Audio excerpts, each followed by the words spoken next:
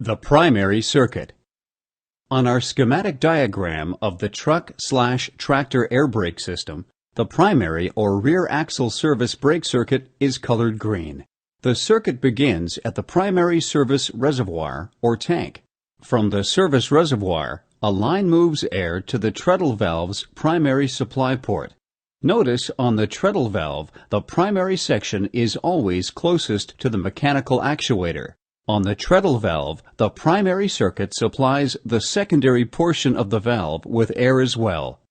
Note, in emergency situations, the treadle valve can supply air to the SR-1 spring brake relay, sometimes called an inversion valve, which in turn releases air from the parking brake. Just before the air line reaches the treadle valve, it branches off, feeding air to the spring brake relay valve. This valve checks if there's enough air in the primary circuit.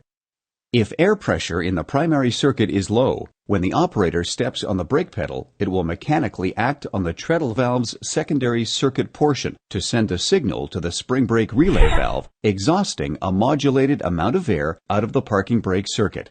Venting air from the spring brake chambers causes the energy stored in the parking brake springs to apply the brakes to the vehicle.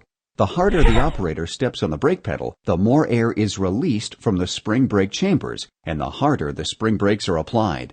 In event of an emergency, the system usually has enough stored energy to make several stops before the springs cause the brakes to lock on. Now let's take a look at what happens in the primary circuit when the brakes are applied. The operator steps on the treadle valve, opening the primary relay valve, allowing air to be released down two lines. One line sends air to the double check valve and stop signal light. The air to the stop signal light causes the stop light to come on.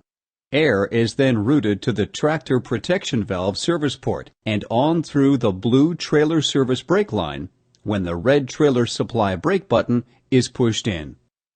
The other line directs air to the bobtail proportion relay valve control port. This valve interprets the air pressure from the treadle valve to modulate the airflow coming from the primary circuit reservoir to the rear axle service brakes. The harder the operator steps on the treadle valve, the harder the brakes are applied. This concludes our lesson on the primary circuit.